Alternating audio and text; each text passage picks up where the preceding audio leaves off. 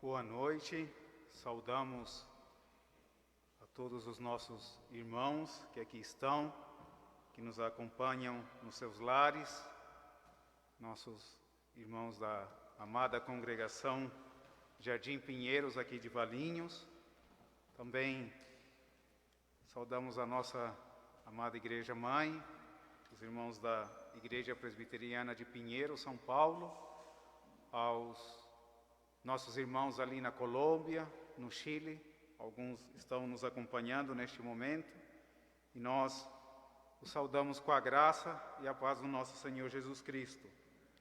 Vou pedir que vocês possam abrir as suas Bíblias no Evangelho do nosso Senhor Jesus Cristo, conforme o relato de Lucas, no capítulo 8, faremos a leitura do versículo 40 até o versículo 56. Diz assim a palavra do nosso Deus: Ao regressar Jesus, a multidão o recebeu com alegria, porque todos o estavam esperando. Eis que veio um homem chamado Jairo, que era chefe da sinagoga, e prostrando-se aos pés de Jesus, lhe suplicou que chegasse até a sua casa, pois tinha uma filha única de uns 12 anos que estava à morte. Enquanto ele ia, as multidões o apertavam. Certa mulher que havia 12 anos vinha sofrendo de uma hemorragia e a quem ninguém tinha podido curar, e que gastara com os médicos todos os seus haveres, veio por trás dele e lhe tocou na orla da veste. E logo se lhe estancou a hemorragia. Mas Jesus disse: Quem me tocou? Como todos negassem, Pedro com seus companheiros disse: Mestre, as multidões te apertam e te oprimem, e dizes: Quem me tocou? Contudo, Jesus insistiu: Alguém me tocou, porque senti que de mim saiu o poder. Vendo a mulher que não podia ocultar-se, aproximou-se trêmula e, prostrando-se diante dele, declarou à vista de todo o povo a causa por que ele havia tocado e como imediatamente fora curada. Então lhe disse: Filha, a tua fé te salvou, vai-te em paz. Falava ele ainda quando veio uma pessoa da casa do chefe da sinagoga, dizendo: Tua filha já está morta, não incomodes mais o mestre. Mas Jesus, ouvindo isto, lhe disse: Não temas, crê somente, e ela será salva. Tendo chegado a casa, a ninguém permitiu que entrasse com ele, senão Pedro, João, Tiago e, bem assim, o pai e a mãe da menina. E todos choravam e a pranteavam, mas ele disse: Não choreis, ela não está morta, mas dorme. E riam-se dele, porque sabiam que ela estava morta. Entretanto, ele, tomando-a pela mão, disse-lhe em voz alta: Menina, levanta-te. Voltou-lhe o espírito, ela imediatamente se levantou e ele mandou que lhe dessem de comer. Seus pais ficaram maravilhados, mas ele lhes advertiu que a ninguém contassem o que havia acontecido.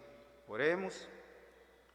Senhor Deus, em nome de Jesus, nesta hora queremos lhe agradecer pela sua palavra, a qual é totalmente inspirada, inteiramente inerrante, e que ela seja totalmente suficiente para as nossas vidas, ó Deus. Ela em si mesma já é bendita e nós pedimos que o Senhor nos abençoe por meio de sua presença e através dela. Prometemos não tomar nada da sua glória. Em nome de Jesus. Amém. Uma mulher espera em Deus, há alguns anos, a graça de poder conceber e ter filhos. Um casal recebe um diagnóstico médico que a sua filha não viverá mais que 6 meses. Uma família de missionários transculturais, naquele então, recebe um telegrama de sua igreja que não receberão mais o apoio financeiro todos os meses devido à crise sanitária e econômica do país. E como suposta solução, a igreja cortará toda a verba para os missionários. Além das dificuldades econômicas, a família enfrenta a rebeldia do filho mais velho, que não quer saber nada de Deus, da vida cristã e muito menos da vocação missionária dos pais. Um filho recebe a notícia que seu pai, num lugar distante, foi diagnosticado com a Covid-19. Um pai responsável pelo sustento de seu lar recebe a notícia na empresa onde trabalha que seu salário será reduzido a mais da metade e que, se a situação não melhorar, ele poderá ser dispensado junto a centenas de colegas. Todos esses casos reais têm um denominador comum: momentos difíceis da vida ou da fé. E nós sabemos que a vida não está isenta de momentos difíceis. Eles acontecem de forma inesperada e repentina.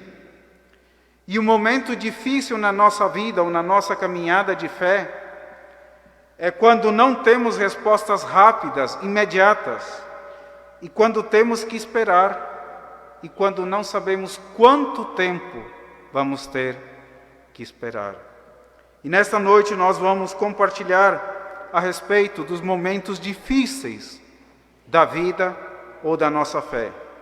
E a primeira verdade que nós temos, voltando ao texto, é que todos estamos expostos a passar por momentos difíceis. Todos.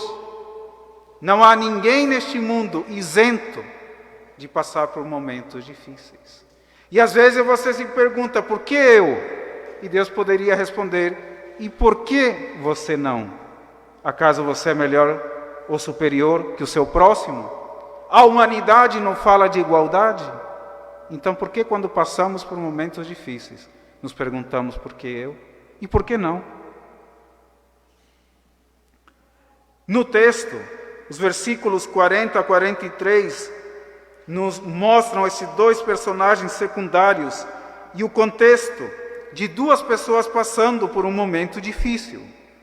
Jairo, chefe da sinagoga, estava sendo atendido por Jesus ali no versículo 41, quando uma mulher que havia 12 anos estava padecendo de uma hemorragia, interrompe Jairo do seu atendimento com Jesus. E aqui nós podemos rapidamente deter-nos nesta mulher. Imaginem ela 12 anos padecendo esta doença. Sem forçar o texto, pense como estaria o seu casamento, a sua vida íntima, como estaria o seu pundor, a sua feminidade, a sua autoestima. Medicamente, no mínimo, ela talvez teria anemia, os seus glóbulos vermelhos, as suas defesas, como estariam? 12 anos padecendo isto. E a palavra de Deus nos diz que as suas economias ela estava quebrada, havia gastado em médicos todos os seus haveres. Assim estava essa mulher, com uma situação de 12 anos. Talvez o que você está vivenciando seja algo de dias ou de anos. Eu não sei, mas Deus sabe. E o versículo 44 até o 46 vão nos mostrar as ações desta mulher. Ela se abriu caminho entre a multidão, veio por trás dele, lhe tocou na orla da veste, e logo, diz a Bíblia, se lhe estancou a hemorragia. Só que Jairo continuava na fila, esperando ser atendido por Jesus. Um momento difícil da fé é quando não acontece logo. É quando você tem que esperar e não sabe quanto tempo você vai continuar esperando. Versículo 46, Jesus insiste e diz que alguém lhe tocou porque ele sentiu que saiu o poder dele. Nós não temos como medir fé, mas será que esta mulher, quando se aproximou de Jesus, estava com sua fé 100%? Não. Talvez era o mínimo que lhe restava, as mínimas forças, o mínimo de esperança, quase nada de fé. Mas o que faz toda a diferença é em que ou em quem você deposita a sua fé. E esta mulher se aproximou de Jesus e tocou na orla da veste de Jesus. O versículo 47 vai dizer que ela não conseguiu se ocultar e, trêmula, prostrando-se diante dele, declarou a todos os que ali estavam a causa por que ele havia tocado e como imediatamente fora curada. Ela vinha 12 anos padecendo isto. Só que Jairo, a sua filha, estava doente, grave, há alguns dias. E com ele não aconteceu logo, e não foi imediato. Ele continuou esperando.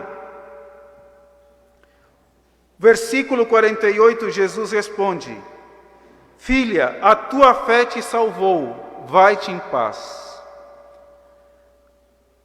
Aqui Jesus está fazendo ênfase à fé.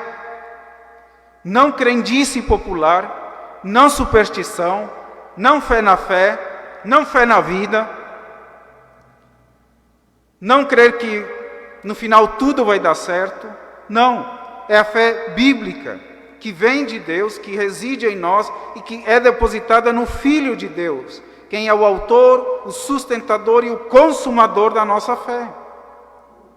Nós devemos entender que Deus nos exige fé, não simplesmente por ter fé, senão para que o Filho de Deus possa comprovar que a fé produz seus frutos. A fé em Deus não é uma utopia, não é um mero exercício mental. A fé é a perseverança, a constância na vontade perfeita de Deus, independentemente das circunstâncias, dos momentos, das dificuldades que nós passamos. E no versículo 49, depois dele atender esta mulher, ele retoma a conversa com Jairo. Quando de repente, uma vez que Jairo havia retomado o seu atendimento com Jesus, ele recebe uma notícia desastrosa. Aqui diz: tua filha já está morta, não incomodes mais o mestre. Que momento na vida de Jairo. Agora a filha não estava grave, estava morta. E há momentos que parece que é muito difícil continuar confiando, crendo, tendo esperança. Mas não é impossível. Todos estamos expostos a passar por momentos difíceis. E a segunda verdade que nós temos aqui, a partir do versículo 50, é que nos momentos difíceis há algo que Deus nos ordena, há algo que Deus nos pede, há algo que Ele requer de nós. Jesus, ao ouvir também a notícia que Jairo recebeu no versículo 49, aqui no 50 ele diz: mas Jesus, ouvindo isto, lhe disse: não temas, crê somente, e ela será salva. Um momento difícil para Jairo, sua filha agora morta, e ele indo com o mestre para sua casa, e o mestre lhe pede para ele crer. Sim, Jesus sempre sabe o que faz, por mais que nós não entendamos. Ele sempre sabe o que está acontecendo em todos os momentos, fáceis, difíceis, em meio às tempestades, bonança. Deus sempre sabe o que faz. Há circunstâncias, dificuldades, é a realidade. Por sobre tudo isso, está o Senhor reinando. E Deus é quem sempre tem a primeira e a última palavra em nossas vidas. Deus sempre está no controle de todas as situações e sempre terá lições a nos ensinar. A pergunta é: nós estamos dispostos a aprender o que Deus nos quer ensinar? Porque nós, na nossa arrogância, na nossa ignorância, nós não queremos que Deus nos ensine. Nós exigimos de Deus explicações. O porquê, Senhor? O que está acontecendo, Senhor? Por quanto tempo, Senhor? A criatura colocando o Criador no banco dos réus e exigindo perguntas. Que sábio é o homem, que humilde é o homem. quando nós deveríamos ter a humildade de querer aprender o que Deus nos está ensinando. O sábio disse: ensina-nos a contar os nossos dias, de modo que alcancemos corações sábios. Quem é você ou eu para exigir de Deus? Pedir explicações a Deus? Nós às vezes temos essa tendência. Queremos respostas para a aparente demora do Criador do Universo. Mas não nos cabe exigir nada de Deus, e menos que Ele nos preste contas do que está acontecendo. Eu é quem sempre devo prestar contas a Deus da minha vida, mas não Deus do que Ele permite, não permite, decreta, determina. Às vezes temos a impressão de que aquilo que Deus nos pede, de crer, de ter confiança, de esperar, se contrapõe à realidade do que nós estamos vivendo. Como é que Deus vai pedir para Jairo para ele continuar crendo? O que Deus nos pede não é fácil, mas não é impossível. Não é uma fé humana, é uma fé que vem de Deus. É a paz que sobrepassa todo entendimento. Em lugar do pânico, Deus quer que nós possamos ter paz. E diante de certas hecatombes, a aparente demora de Deus parece uma eternidade.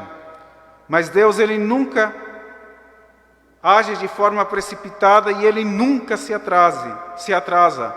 Deus age da forma perfeita e no tempo certo. O nosso trabalho é simplesmente crer e descansar em Deus. Parece que é não fazer nada, mas esse é o nosso trabalho. Nós devemos lembrar que Jesus está no controle, que Ele é totalmente suficiente, em qualquer momento e diante de qualquer ocasião. Ele é onisciente, onipresente, onipotente. O que nós não sabemos, Ele sabe. Onde nós não podemos ir ou estar, Ele está. O que nós não podemos, Ele pode, e pode todas as coisas. Para Ele não há nada demasiado difícil. Nós devemos lembrar que Deus não nos abandonou, não abandonou sua criação, suas criaturas, os seus filhos, a sua igreja, o seu povo.